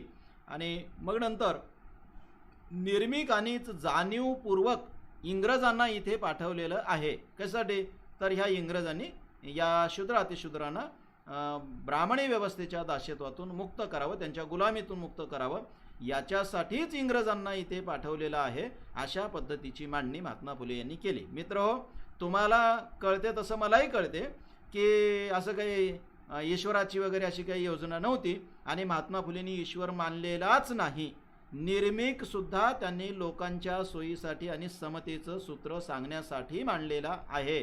अन्यथा त्यांच्या डोक्यात अशी कुठलीच कल्पना नव्हती की अद्भुत अलौकिक अशी शक्ती असणारा कोणीतरी वर आहे आणि तो हे सगळं निर्माण करतो आणि तोच हे सगळं जग चालवतो वगैरे, असं बिलकुल त्यांना वाटत नव्हतं. कारण त्यांच्या सगळ्या मांडणीत पहा तुम्ही, सगळ्या मांडणीत असं दिसते की ते असं काहीच मानत नव्हते. ते स्पष्टपणे सांगतात, त्या निर्मिकासाठी काही करू नका, त्याची पूजा करू नका, त्याची प्रार्थना करू नका, त्याचा नामजप करू नका, असं स्पष्टपणे सांगतात ते. मित्र, सरळ आहे. त्यांना हे माहीत होतं की असं कोणीच कुठेच नाही आहे, कोणी निर्माण वगैरे केलेलं नाही. मग निर्मिकाची कल्पना त्यांनी का मांडली, समतेचं सूत्र सांगण्यासाठी मांडली. आणि दुसरं म्हणजे लोक ज्या टप्प्यावर जगत होते त्या टप्प्याचं महात्मा फुलेंना भान होतं म्हणून मांडली. कारण लोकांना जर सांगितलं असं काहीच नाही तर लोकांना असं वाटलं असतं की महात्मा फुलेच लबाड बोलत आहेत, लोकांनी विश्वास ठेवला नसता, म्हणून त्यांनी मांडलं. आणि दुसरं म्हणजे देवाने काही निर्माण केलं, देवाने जे सांगितलं म्हटलं की लोकांचा फार लवकर विश्वास बसतो ना, म्हणूनही त्यांनी ही योजना केलेली आहे किंवा ही मांडणी केलेली आहे की ही देवाचीच योजना आहे, म्हणजे ईश्वराचीच योजना आहे. त्या निर्मिकानंच इंग्रजांना इथे पाठवलेलं आहे. आणि म्हणून तुम्ही आता निर्मिकांचं मानलं पाहिजे. निर्मिकाचं मानलं पाहिजे म्हणजे काय मानलं पाहिजे, इंग्रजाची सत्ता असेपर्यंत तुम्ही स्वतःचं हित करून घेतलं पाहिजे. म्हणजेच तुम्ही शाळा शिकली पाहिजे, तुम्ही धर्मग्रंथावरचा तुमचा जो विश्वास आहे तो कमी केला पाहिजे, तुम्ही विचार करायला शिकलं पाहिजे, तुम्ही विवेकानं वागायला शिकलं पाहिजे. कारण का, कारण निर्मिकाची योजना आहे ना. इंग्रजांना तुमच्याकडे जे पाठवले ते निर्मिकांनी पाठवले. आणि निर्मिकांना काय करायचं आहे, मग निर्मिकांना तुमचं स्वातंत्र्य जपायचं आहे, निर्मिकांना तुमचा आत्मसन्मान जपायचा आहे, निर्मिकांना तुमचं हित व्हावं ही निर्मिकाचीच इच्छा आहे. तुम्ही सन्मानानं जगलं पाहिजे हे सुद्धा निर्मिकाचीच इच्छा आहे. तुम्ही शिकलं पाहिजे, निर्मिकाचीच इच्छा आहे. तुम्ही विचार केला पाहिजे, ही निर्मिकाचीच इच्छा आहे. तुम्ही कर्मविपाक सिद्धांत नाकारला पाहिजे, ही इच्छा कोणाची आहे, निर्मिकाची आहे. तुम्ही कर्मकांडातून बाहेर पडलं पाहिजे, उपास तपास व्रताचार किंवा बाकी काही पूजापाठ वगैरे असेल हे सगळं तुम्ही नाकारलं पाहिजे. का, कारण निर्मिकाची इच्छा आहे ना. हे महात्मा फुलेंना सांगायचं होतं. आणि असं म्हटलं की लोकांना मग निर्मिकाची इच्छा आहे तर आपण केलं पाहिजे असं वाटेल ना, म्हणून महात्मा फुले हे सांगत होते. आणि मग महात्मा फुलेंना ठणकावून सांगितलं की हे निर्मिकाची इच्छा आहे, इंग्रजांना इथं पाठवणं सुद्धा निर्मिकाचंच काम आहे आणि तुम्ही निर्मिकाच्या इच्छेला समांतर असं वागा, त्याला तुम्ही प्रतिसाद द्या, त्याच्या विरोधी वागू नका, अशा पद्धतीची मांडणी महात्मा फुले यांनी केलेली आहे. त्यांना पहा त्या संधीचा तुम्ही फायदा घ्या असं तर सांगितलंच, पण मग त्यांना असं विचारलं गेलं की हे जे इथे अशा पद्धतीची भेदाभेदाची मांडणी केली, त्याला काय करायचं? तर महात्मा फुलेंनी सांगितलं ते मोडून काढा. आणि दुसरं एक महात्मा फुलेंनी एक लोकांना शिकवण दिली, ही खूप महत्त्वाची आहे मित्र हो. त्यांनी असं सांगितलं की तुम्ही माणसांवर प्रेम करायला शिका, त्यांना समजून घ्यायला शिका. आणि महत्त्वाचं म्हणजे महात्मा फुलेंनी सांगितलं की वैऱ्यावर, तुमच्या शत्रूवर सुद्धा प्रेम करायला शिका. म्हणजे एकीकडे इथे जे कर्मकांड निर्माण केले, इथे जे थोतांडी धर्म सांगितला, त्याच्यातून तुम्ही बाहेर पडा असं सांगत असताना महात्मा फुलेंनी दुसरं सूत्र सांगितलं की ज्या ब्राह्मणाने तुमचं शोषण केलं त्या ब्राह्मणाशी तुम्ही शत्रुत्वाचा भाव बाळगू नका, तर त्यांच्यावर सुद्धा तुम्ही प्रीती करा. हे महात्मा फुलेंचं सांगणं आहे. हे जाणीवपूर्वक ब्राह्मणांनी आणि इतर समाजाने सुद्धा लक्षात घेतलं पाहिजे. त्यांच्या मांडणीतले सूत्र आहे हे. मी मनकल्पित वगैरे सांगत नाही, माझ्या या कल्पित कथा नाहीत. मी काही मनगडण वगैरे असं काही निर्माण करून काही वेगळं सांगत नाही. त्यांनी सांगितलेलं आहे की वैऱ्यावर सुद्धा प्रीती करा. आता त्या काळामध्ये महात्मा फुलेची एकूण जर मांडणी तुम्ही लक्षात घेतली तर काय दिसते की महात्मा फुले ब्राह्मणांवर सडकून टीका करत होते. आणि त्या मांडणीचा रोख ब्राह्मणांवर असल्यामुळे, कारण इथे धर्मव्यवस्था आणि धर्मव्यवस्थेच्या आधारानं शोषणाची व्यवस्था कोणी निर्माण केली? ब्राह्मणांनी निर्माण केली. आता त्याच्यावर टीका करत होते. मग ती जर टीका लक्षात घेतली तर आपल्याला असं वाटू शकते की इथल्या महात्मा फुले हे ब्राह्मणांचे विरोधक, आणि मग बाकीचा समाज ब्राह्मणांचा विरोधक होईल का? मित्र हो, बिलकुल नाही. महात्मा फुले ब्राह्मणांचे विरोधक तर नव्हते, याची मांडणी मी अगोदरही केली आहे. पण त्यांनी इतर समाजाला सुद्धा सांगितलं की तुम्ही ब्राह्मणांना शत्रू मानू नका. आणि जरी मानत असाल, त्यांनी मांडणी केली, त्यांनी आपलं शोषण केलं, हे जरी तुमच्या लक्षात आलं आणि त्या आधारानं तुम्हाला ते शत्रू वाटत असले, तरी त्या शत्रूशी तुम्ही वाईट वर्तन करू नका, त्यांच्यावर तुम्ही प्रीती करा. अशा पद्धतीची महात्मा फुले यांची मांडणी होती. आणि ते सातत्यानं सांगत राहिले की ब्राह्मण असतील किंवा इतर समाज असेल, ह्या सगळ्यांनी सुधारलं पाहिजे, विकसित होत राहिलं पाहिजे. चुकांची पुनरावृत्ती नको, म्हणजे जे मागे चुका झाल्या त्याची पुनरावृत्ती तुम्ही करू नका, अशा पद्धतीची महात्मा फुले यांची मांडणी होती. म्हणजे आपल्या चुका आहे त्या चुका आधाराला घेऊन किंवा खोट्या गोष्टी आधाराला घेऊन तुम्ही आत्मसमर्थन करू नका, तर त्याच्यापेक्षा तुम्ही आत्मनिरीक्षण करा, आत्मपरीक्षण करा, चुका सुधारत चला. तुम्हाला मेंदू दिलेला आहे तर तुम्हाला विकसित झालं पाहिजे, तुम्ही विकसित व्हा. अशा पद्धतीची मांडणी महात्मा फुले यांनी केलेली आहे. ही गोष्ट आपण लक्षात घेतली पाहिजे. आता वैऱ्यावर वगैरे प्रीती करा किंवा त्यांच्याशी तुम्ही दुश्मनी करू नका, त्यांच्याशी तुम्ही प्रेमानं बघा, असं महात्मा फुले जेव्हा सांगत होते तेव्हा कदाचित तुमची अशी कल्पना असू शकते की महात्मा फुले दुबळे होते आणि त्यांना काही करता येत नव्हतं, म्हणून ते सांगत होते की तुम्ही ब्राह्मणाशी जुळवून घ्या, असं महात्मा फुले सांगत होते. असं जर तुम्हाला वाटत असेल तर मित्र हो, महात्मा फुले दुबळे नव्हते हे तुम्हाला पटावं. ती एका समर्थाची भूमिका होती हे तुम्हाला पटावं. म्हणून महात्मा फुलेंच्या जीवनातल्या काही घटना मी सांगेल आणि मग आपण पुढचं विवेचन करू. पहा, एक घटना अशी आहे, महात्मा फुले समाजसुधारक होते म्हणजे काय होते तुम्हाला कळावं याच्यासाठी. कारण महात्मा फुलेचं हे जे रूप आहे हे रूप बहुधा तुमच्या पुढे येत नाही. आणि तुम्हाला असं वाटतं की महात्मा फुले त्या काळामध्ये खूप अन्याय वगैरे सहन करत होते, कारण महात्मा फुलेंच्या पुढे पर्याय नव्हतं, ते दुबळे होते, त्यांच्या पाठीमागे कोण होतं, आणि म्हणून ते अन्याय सहन करत होते. म्हणजे सावित्रीबाई फुले यांच्या अंगावर लोक शेण टाकत होते, तरी महात्मा फुले काही करत नव्हते किंवा सावित्रीबाई फुले काही करत नव्हते, कारण त्यांना काही करताच येत नव्हतं. मित्र तसं नव्हतं, त्यांना खूप करता येत होतं पण ते करत नव्हते, लक्षात घ्या. आणि हे लक्षात तुमच्या यावं म्हणून बाकीच्या 2-3 गोष्टी सांगतो आणि मग आपण पुढे जाऊ. 1849 मधली एक घटना आहे.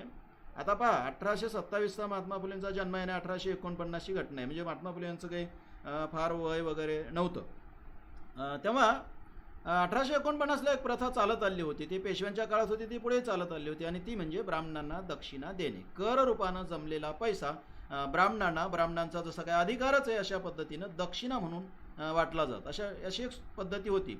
आणि मग त्या काळामध्ये लोकहितवादी यांनी एक अर्ज केला इंग्रज सरकारकडे. लोकहितवादी हे इंग्रज सरकारमध्ये नोकरीला होते, ते अगोदर कारकून होते, नंतर ते न्यायाधीशसुद्धा होते. तर त्यावेळेस ते 1849मध्ये नोकरीला होते. तेव्हा ते काही न्यायाधीश नव्हते, तेव्हा ते भाषांतरकार वगैरे म्हणून ते काम करत होते. तेव्हा त्याने एक अर्ज केला होता आणि तो अर्ज असा होता की ही जी ब्राह्मणांना दक्षिणा देण्याची पद्धती आहे ही पद्धती काही खूप चांगली नाही, ही काही कोणाच्या हिताची नाही, कारण त्याच्यामुळे ब्राह्मणांनाही ब्राह्मणामध्ये आयत खाऊ प्रवृत्ती वाढते आणि इतरांचंही शोषण होते, कारण त्याच्यासाठी इतरांकडून कर रूपानं पैसा गोळा केला जातो. म्हणजे इतरावर जसे अन्याय करणारी आहे तसे ब्राह्मणांचे काय फार हिताची नाही. ही बंद करण्यात यावी पद्धती म्हणून त्यांनी एक पत्रव्यवहार इंग्रज सरकारकडे त्या काळामध्ये केलेला होता.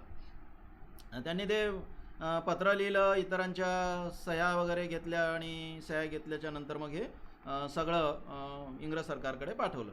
मित्र, हे जेव्हा ब्राह्मणांना कळालं ना, तेव्हा ब्राह्मणांनी ह्या सगळ्या कारस्थानामध्ये किंवा या सगळ्या पत्रव्यवहार वगैरे पाठवण्याच्या ह्याच्यामध्ये जे लोक होते त्यांच्यावर ग्रामण्य रचलं. ग्रामण्य रचणे म्हणजे काय, तर त्या काळामध्ये खेड्यामधली जी पद्धती आहे की जातीमध्ये जर काही कोणी वेगळं वागलं असं वाटलं तर जातीचे लोक निवाडा करण्यासाठी बसायचे, त्याला ते ग्रामण्य वगैरे म्हणत. आणि विशेषतः ब्राह्मणांचा याच्यामध्ये फारच मोठा सहभाग असायचा.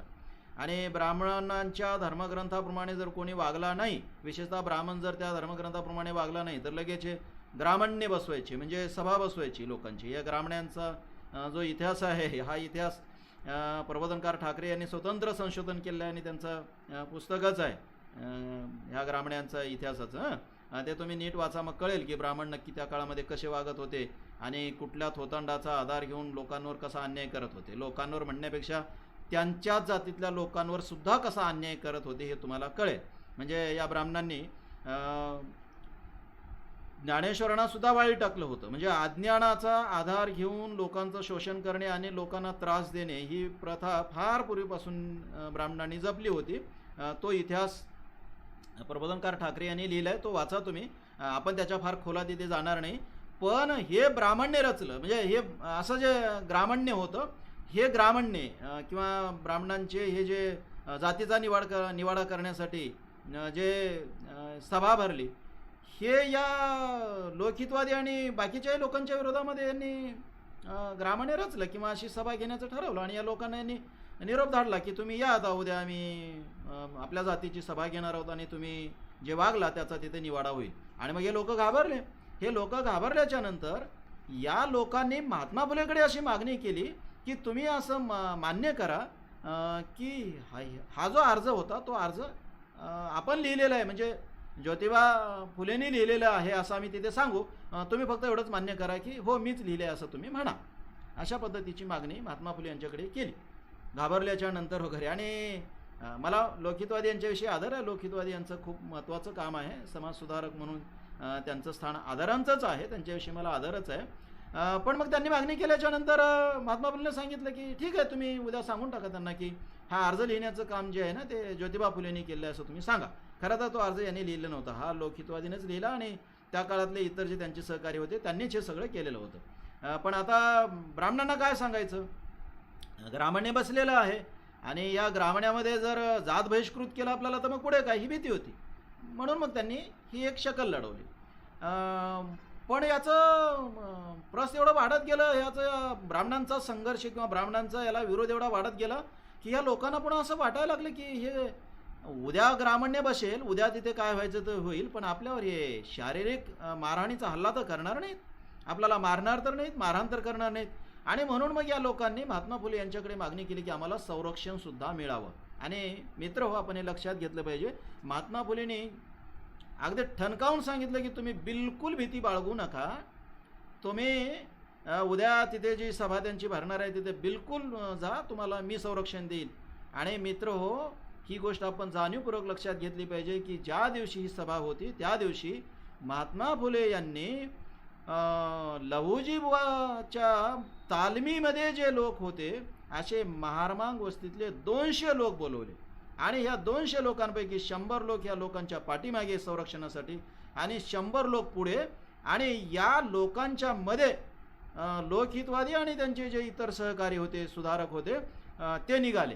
म्हणजे महात्मा फुलेंच्या या 200 लोकांनी त्यांना संरक्षण दिलं. आणि अक्षरशः हे लोक निघाले तेव्हा मिरवणूक निघाल्यासारखं हे दृश्य होतं आणि लोक रस्त्यावर पाहायला लागले की नक्की चाललंय काय. आणि कुठल्याच सनातन्याची हिंमत झाली नाही लोकहितवादीवर हात उचलण्याची किंवा लोकहितवादींच्या सहकार्यावर हात उचलण्याची. ते तिथे गेले, सभा भरली, तिथे प्रश्न उत्तरं झाले. लोकांनी यांना विचारलं की हे अर्ज वगैरे कोणी लिहिला? मग प्रत्येकजण सांगायला लागले की अर्ज मी नाही लिहिला. मी फक्त, मग कोणी म्हणायला लागले मी पोस्टामध्ये पत्र टाकण्याचं काम केलं, कोणी म्हणायला लागलं मी सह्या घेण्याचं काम केलं वगैरे. जेव्हा निकरावरच आलं किंवा आता सांगल्याशिवाय पर्यायच नाही अशा पद्धतीची जेव्हा परिस्थिती निर्माण झाली, तेव्हा लोकहितवादी यांनी त्यांच्या सहकार्याने सांगून टाकलं की हा जो अर्ज आहे तो अर्ज महात्मा फुले यांनी लिहिलेला आहे. आणि मित्र हो, या ब्राह्मणांची बोलती बंद झाली की आता हा जर अर्जच महात्मा फुलेंनी लिहिलेला आहे तर करणार काय आणि कोणाला आपण जात बहिष्कृत करणार? महात्मा फुलेंना आपण कोण जात बहिष्कृत करणार? कारण ते माळी जातीतले आहेत आणि आपण ब्राह्मण आहोत. आणि ब्राह्मणांनी जर अन्याय केला किंवा ब्राह्मणांनी जर अन्याय म्हणण्यापेक्षा चूक केली असेल तर त्यांना जात बहिष्कृत करण्यासाठी आपण बसलोत. पण आपल्याला फुलेंना कसं काय जात बहिष्कृत करता येणार? आणि त्यांची तोंड बंद झाली. दुसरं म्हणजे महात्मा फुलेंना जर यांनी जात बहिष्कृत वगैरे केलं असतं तर महात्मा फुलेंनी त्या जात बहिष्कृत करण्याला मानलं असतं का? महात्मा फुलेंनी त्याच्याकडे लक्षसुद्धा दिलं नसतं. महात्मा फुलेंनी त्याची किंमतच केली नसती. आणि मित्र हो, यांचे तोंड बंद झाले आणि ते ग्रामने उठलं, काही निर्णय न होता उठलं. कल्पना करा, महात्मा फुलेंनी जेव्हा इतरांवर संकट आलं ते संकट स्वतःवर घेतलं आणि स्वतः अर्ज लिहिला नसताना त्याने ठणकावून सांगितलं की तुम्ही सांगून द्या महात्मा फुले अर्ज लिहिलेला आहे. आणि ब्राह्मणांनी सांगितलं आणि कोणाची हिंमत झाली नाही महात्मा फुलेंना काही करण्याची. दुसरी गोष्ट तुम्ही लक्षात घ्या, महात्मा फुलेंनी या समाजसुधारकांना संरक्षण मिळावं म्हणून 200 लोकांना एकत्र केलं आणि त्यांना संरक्षण दिलं. मित्र हो, महात्मा फुलेंनी जर त्या काळामध्ये ब्राह्मणांवर हात उचलला असता तर काय झालं असतं याची आता कल्पना करा. ज्या सावित्रीबाई फुलेंवर लोक शेण टाकत होते, त्यांना दगड मारत होते, त्यांना जर महात्मा फुलेंनी विरोध म्हणजे थेट समोर जाऊन विरोध केला असता किंवा हातगायवर महात्मा फुले आले असते तर काय झालं असतं कल्पना करा.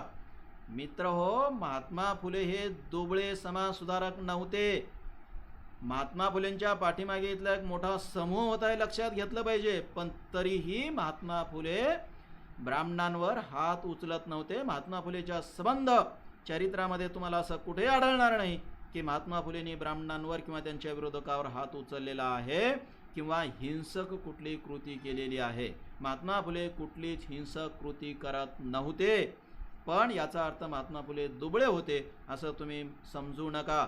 मित्र हो, आणखी एक घटना आहे, जुलै 1875 मधली घटना आहे. जुलै 1875 मध्ये पुण्यात न्यायमूर्ती रानडे यांनी दयानंद सरस्वती यांना निमंत्रित केलं होतं आणि दयानंद सरस्वती हे पुण्यामध्ये आले. दयानंद सरस्वतीचं नाव तुम्हाला जवळपास सगळ्यांना परिचित असते, कारण दयानंद सरस्वती हे आर्य समाजाचे संस्थापक आहेत. आर्य समाजाची त्यांनी स्थापना केली, या अर्थाने आपल्याला परिचित असतात. आणि दुसरं म्हणजे त्यांचा सत्यार्थ प्रकाश नावाचा जो ग्रंथ आहे तो ग्रंथ आपल्याला परिचित असतो. ते नाव आपण बऱ्याचदा ऐकलेलं असतं. हे सत्यार्थ प्रकाश नावाचा जो ग्रंथ आहे तो ग्रंथ दयानंद सरस्वती यांनीच लिहिला आहे. वेदभाषे नावाचा त्यांचा एक ग्रंथ आहे, तोही महत्त्वाचा आहे. दोन्ही ग्रंथ त्यांनीच रचलेत आणि सत्यार्थ प्रकाश हा ग्रंथ आपल्याला परिचित असतो आणि त्यामुळे दयानंद सरस्वती यांचे नाव परिचित असतं. त्या दयानंद सरस्वतींना इथे बोलवलं गेलं.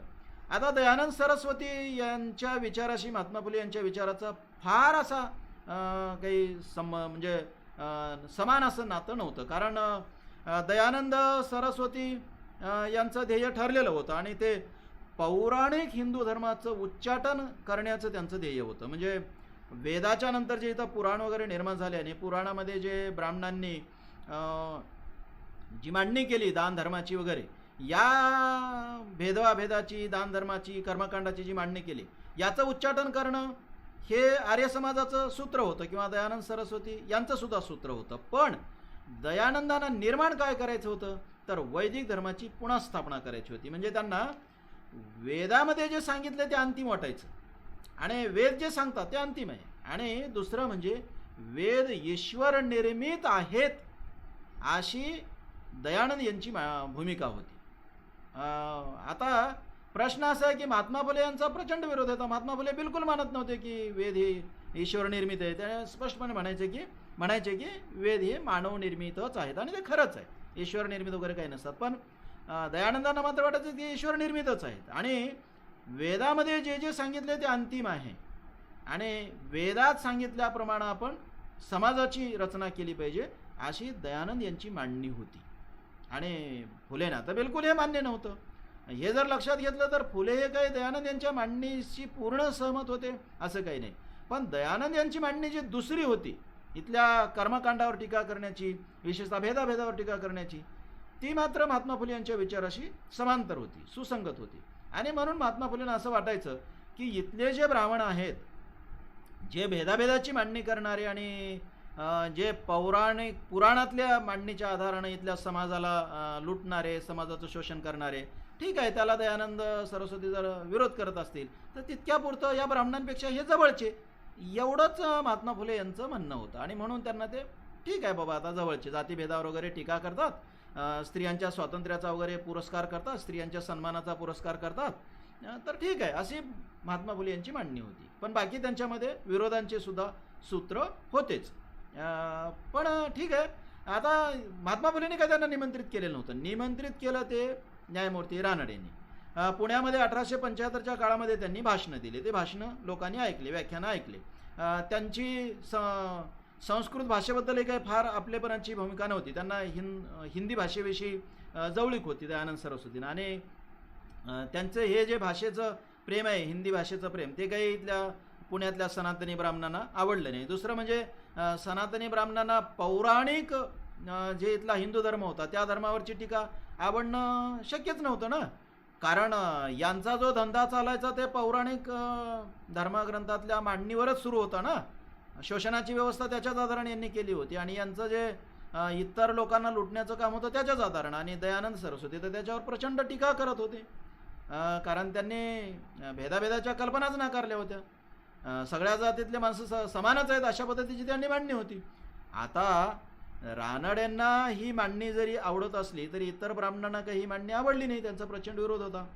आता असा विरोध असताना रानडेंनी एक ठरवलं, रानडे आणि त्यांचे जे इतर मित्र होते, जे सुधारक होते, त्यांनी एक ठरवलं की ठीक आहे, आपण आता या दयानंद सरस्वतीला इथं बोलवलं आहे, यांनी एवढे व्याख्यान दिले आहे, तर त्यांच्या सन्मानासाठी आपण पुण्यामध्ये एक मिरवणूक काढू.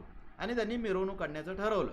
आता ही मिरवणूक जी निघणार होती ती 5 सप्टेंबर 1875 रोजी निघणार होती. मिरवणूक निघाली, पण मिरवणूक काढणारे ते ठरल्या किंवा कळाल्या तिथले जे सनातनी ब्राह्मण होते, त्या सनातनी ब्राह्मणांनी हे जे पुरोगामी ब्राह्मण होते किंवा पुरोगामी जे लोक होते, जे सुधारक होते, त्यांच्या ह्या कृतीला विरोध करण्याचं ठरवलं. आणि त्यांनी जाहीर केलं की तुम्ही जर दयानंद यांची मिरवणूक काढणार असाल तर दयानंदाचं प्रतीक म्हणून आम्ही एका गाढवाची मिरवणूक काढू आणि आम्ही त्या गाढवाला नाव देऊ गर्दभानंद. कारण इकडे यांचं नाव होतं दयानंद, त्याच्या समांतर आम्ही गाढवाला गर्दभानंद असं नाव देऊ आणि आम्ही त्याची मिरवणूक काढू आणि आम्ही असं समजू की या गाढवाच्याच बरोबरीचे दयानंद आहेत. आता पहा किती विचित्र आहे.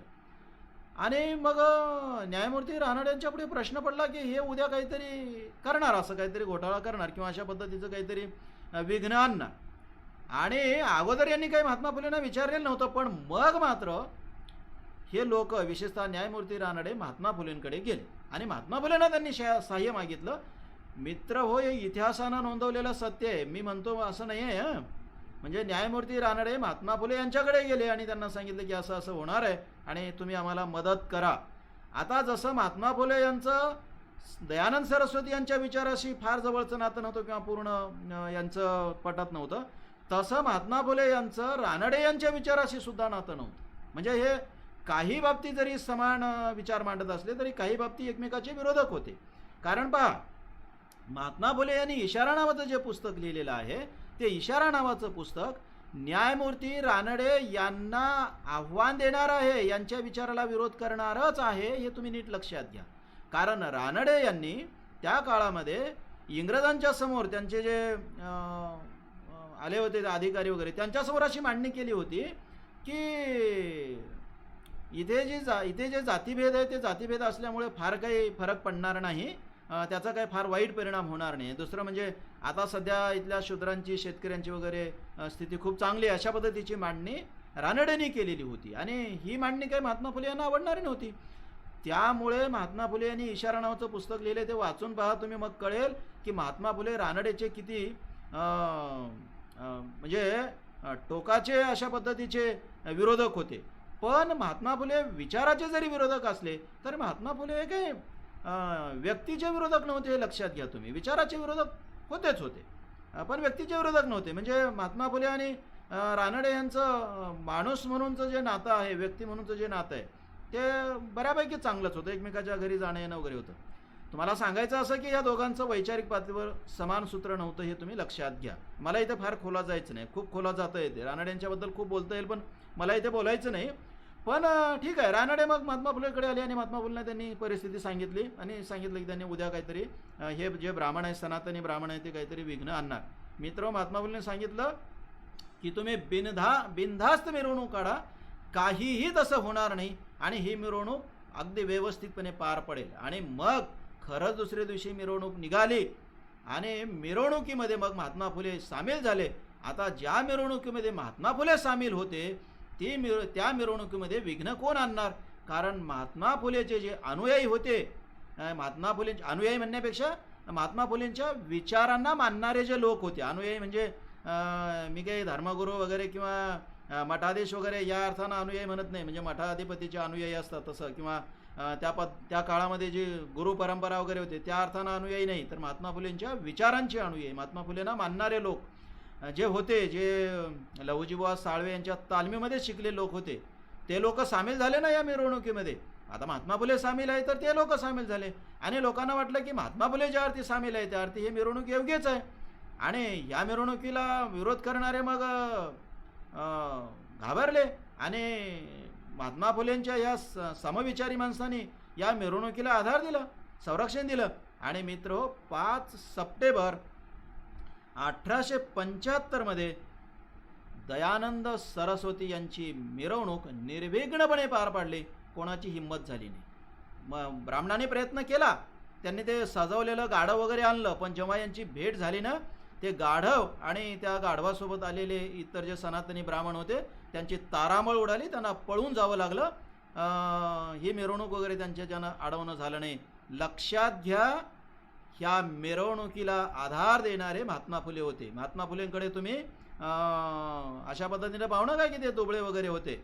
म्हणजे महात्मा फुले जे शत्रूवर प्रीती करा सांगतात, हे सांगणं महात्मा फुलेंचं एका समर्थाचं हे आपण लक्षात घेतलं पाहिजे. आणखी एक घटना मी तुम्हाला सांगितली पाहिजे. महात्मा फुलेंवर 1856 मध्ये एक हल्ला करण्यात आला होता आणि महात्मा फुलेंची हत्या करण्याचा प्रयत्न झाला होता. आणि ही हत्या करण्यासाठी म्हणून रोढे नावाचा एक व्यक्ती आणि धोंडीराम नामदेव कुंभार नावाचा एक व्यक्ती, हे 2 व्यक्ती महात्मा फुले यांच्या घरी गेले होते. आणि जेव्हा महात्मा फुलेंना कळालं की आपल्या घरामध्ये 2 माणसं आलेले आहेत आणि कोणीतरी आहे, तेव्हा महात्मा फुलेंनी त्यांना विचारलं की तुम्ही कोण आहात? त्यांनी सरळपणे सांगितलं की आम्ही तुमची हत्या करण्यासाठी आलेलो आहोत. महात्मा फुलेंनी त्यांना प्रश्न विचारला की माझी हत्या कशासाठी? तुम्ही काही मी तुमचं काय बिघडवलं आहे आणि मी काय तुमचा शत्रू नाही? त्यांनी सांगितलं तुम्ही आमचे शत्रू नाही, पण जे तुम्हाला शत्रू म्हणतात त्यांनी आम्हाला पाठवले की तुमची हत्या करावी. महात्मा फुलेंनी विचारलं की त्यांनी तुम्हाला पाठवलं असेल, पण तुमचा फायदा काय त्याच्यामध्ये? त्यांनी सांगितलं की आम्हाला 1,000 रुपये मिळणार आहेत. महात्मा फुलेंनी असं सांगितलं मित्र की माझ्या मृत्यूमुळे जर तुम्हाला 1,000 रुपये मिळणार असतील, एवढा तुमचा फायदा होत असेल, तर तुम्ही मला मारलं पाहिजे, तुम्ही मला मारा. आणि ते त्यांच्या समोर गेले आणि सांगितलं तुम्ही बिनधास्त मला मारा. आता कल्पना करा की मारायला रात्री आलेले माणसं आहे, त्यांच्या हातामध्ये सुरा दिसतो आहे आणि महात्मा फुले त्यांच्या पुढे जाऊन म्हणतात की माझ्या मृत्यूनं तुमचं भलं होणार असेल तर तुम्ही मारा. मित्र, त्या माणसांची काय अवस्था झाली असेल? ते मारा आलेले माणसं बदलले आणि त्यांनी सांगितलं की आमचं चुकलं, आम्ही तुम्हाला मारणार नाही. पहा, त्या काळामध्ये त्यांना मारण्यासाठी किती पैसे देण्यात आले होते. 1,000 म्हणजे 2,000 रुपये म्हणजे काही कमी नाहीत. म्हणजे महात्मा फुलेंची सुपारी खूप पैसे देण्यात आले होते. आजच्या ह्याच्यामध्ये जर पाहिलं आपण तर ते लाखो रुपये होऊ शकतात. पण महात्मा फुलेंची हत्या त्यांनी केली नाही, ते बदलले लोक. आणि त्यांनी महात्मा फुलेंना असं सांगितलं की आता असं करा, आम्ही तुम्हाला विनंती करतो, तुम्ही फक्त आम्हाला एकच परवानगी द्या की ज्यांनी तुम्हाला मारण्यासाठी आम्हाला पाठवले त्यांची हत्या करण्याची आम्हाला परवानगी द्या. मित्र, महात्मा फुलेंनी सांगितलं की बिलकुल त्यांची हत्या करू नका आणि ही गोष्ट विसरून जाता बाहेर सुद्धा चर्चा करू नका. आणि महात्मा फुलेंनी विचारलं सुद्धा नाही की तुम्हाला कोणी पाठवलं होतं माझी हत्या करण्यासाठी वगैरे. त्यांनी सांगितलं हे सगळं विसरून जायचं, बिलकुल असं कोणाला मारू नका, हिंसा करू नका. ही गोष्ट महात्मा फुलेंनी तेव्हा त्या लोकांना सांगितली. आणि मित्र, नंतरच्या काळामध्ये याच्यातला जो धोंडीराम नामदेव कुंभार होता तो लेखक झाला आणि नंतर तो आपल्या नावाच्या पाठीमागे पंडित नाव जोडायला लागला. आणि जो रोढे नावाचा व्यक्ती होता तो महात्मा फुले यांचा अंगरक्षक झाला. हे दोन्ही माणसं महात्मा फुले यांच्या शाळेत शिकले आणि महात्मा फुलेंच्या विचारांचे अनुयायी झाले. हे लक्षात घ्या. म्हणजे ही माणसं सुद्धा महात्मा फुलेंच्या बाजूने होती. मित्रहो, ह्या सगळ्या गोष्टी लक्षात घेतल्याच्या नंतर तुम्ही असं म्हणणार का महात्मा फुले दोबळे होते? तुम्ही हे लक्षात घ्या की महात्मा फुले दोबळे नव्हते. महात्मा फुलेंच्या पाठीमागे एक मोठा समूह होता. महात्मा फुलेंचे विरोधक होते, ठीक होते, पण महात्मा फुलेंचे समर्थक सुद्धा होते. महात्मा फुलेंनी जर त्या काळामध्ये ब्राह्मणांवर हात उचलला असता किंवा तसा जर संघर्ष निर्माण झाला असता तर काही ब्राह्मणांच्या हत्या झाल्या असत्या. पण महात्मा फुलेंच्या संबंध आयुष्यभर कधी महात्मा फुलेंनी हिंसा केली नाही. हे लक्षात घ्या. नंतरच्या काळामध्ये महात्मा गांधी जे अहिंसेचं तत्वज्ञान सांगत होते, अहिंसेचं तत्वज्ञान, ते अहिंसेचं तत्वज्ञान महात्मा फुले जगत होते आणि ती अपरिहार्यता म्हणून नव्हे तर जीवनाचं एक तत्वज्ञान म्हणून जगत होते. ही गोष्ट सुद्धा लक्षात घेतली पाहिजे. मित्रहो, महात्मा फुले यांच्या शाळेमध्ये ज्या मुली आहेत त्या मुलींना शाळेमध्ये येताना त्रास व्हायचा, घरी जाताना त्रास व्हायचा. महात्मा फुलेंनी काय केलं होतं? महात्मा फुलेंनी काही लोक ठेवले होते आणि ते लोक त्या मुलींना त्यांच्या घरून घेऊन येत आणि शाळा सुटल्यावर घरी नेऊन सोडत. हे लक्षात घ्या. म्हणजे महात्मा फुले हे उगीच कोणीतरी आयरे गैरे समाजसुधारक नव्हते. महात्मा फुले फार वेगळं व्यक्तिमत्व होतं. त्यांच्या पाठीमागे एक मोठा समूह होता. पण महात्मा फुलेंचा जीवनाबद्दलचा एक ठरलेला असा निश्चित झालेला दृष्टिकोन होता आणि त्यांच्या तो विचार होता आणि त्यांच्या त्या विचारामध्ये हिंसा बसत नव्हती, म्हणून त्यांनी हिंसा केली नाही. पण याचा अर्थ महात्मा फुले हे दोबळे वगैरे नव्हते, लक्षात घ्या. ठीक आहे. ही एक गोष्ट तुम्ही लक्षात घ्या. म्हणजे महात्मा फुलेंचा जो वैरावर प्रीती करा हे जे सांगणं आहे, हे सांगणं दोबळ्यांचं सांगणं नाही, हे समर्थाचं सांगणं आहे. एवढाच मुद्दा मला तुम्हाला सांगायचा होता आणि ते सांगणं हे सांगणं तुम्ही नीट लक्षात घ्यावं. महात्मा फुलेंचं समाजसुधारक असणं हे तुम्ही नीट लक्षात घ्यावं. ह्या गोष्टी बहुधा तुमच्या पुढे येत नाहीत, म्हणून या तुम्हाला मी जाणीवपूर्वक सांगितल्या. ठीक आहे. महात्मा फुले यांनी त्या काळामध्ये मग श्रीकृष्णावर वगैरे टीका केली, ते याच मांडणीमध्ये येते. आणि त्याचबरोबर त्यांनी फडके यांच्यावर सुद्धा म्हणजे त्या काळामध्ये जे वासुदेव बळवंत फडके होते, ज्यांना आपण आद्य क्रांतिकारक वगैरे म्हणतो, त्यांच्यावर टीका केलेली आहे. पण त्याचे वेगळे संदर्भ आहेत, हे आपण लक्षात घेतलं पाहिजे. श्रीकृष्णावर टीका केली, ते सगळ्याच देवावर त्यांनी टीका केली, त्याच्या आपण फार खोलात जाऊ नये. पण महात्मा फुले यांनी एक सूत्र जे सांगितलं ते हे त्यांनी ठणकावून सांगितलं सगळ्या लोकांना की बाबा रे, तुम्ही इतर पशु पक्षी प्राणी यांच्यापेक्षा वेगळे आहात. कारण इतर पशु पक्षी प्राणी जे आहेत त्यांना जे जन्मजात मिळते त्याच्यावरच ते जगतात, पण तुम्ही तसं नाही. तुम्ही जन्माच्या नंतर विकसित होऊ शकता आणि हे तुम्ही नीट लक्षात घेऊन जगा. म्हणजे पहा, चिमण्या ज्या असतात, चिमण्या घरटं खूप सुंदर बांधतात, पण त्या गेल्या 1000 वर्षापासून सारखंच घरटं बांधत आल्या, त्यांनी काही बदल केला नाही. माणसाने मात्र स्वतःचं घर बांधण्याच्या पद्धती बदललेल्या आहेत. आज माणूस वेगळं घर बांधतो, हे लक्षात घ्या तुम्ही.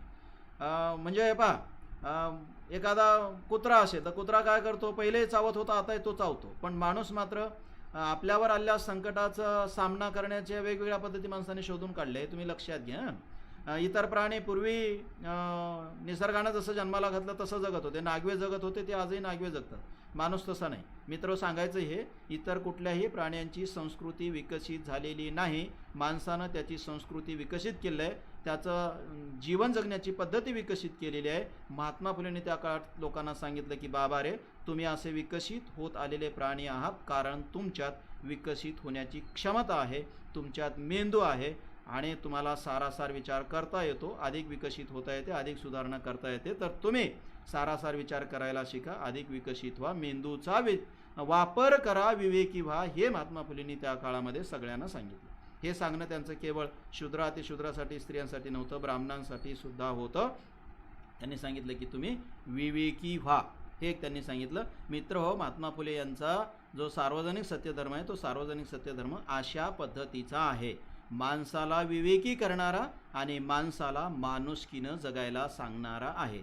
इतराला जगू द्या आणि तुम्ही जगा, स्नेहभावानं एकमेकांना तुम्ही समजून घ्या, एकमेकाचा सन्मान करा, आत्मसन्मानानं जगा, असं सांगणारा हा सार्वजनिक सत्यधर्म आहे, असा हा विचार आहे. असा हा जो विचार आहे तो विचार आपण आतापर्यंत समजून घेतलेला आहे. पुढच्या आणखी काही तासातून आपण तो समजून घेऊ. आता आपण इथे या तासापुरतं थांबू. ठीक आहे.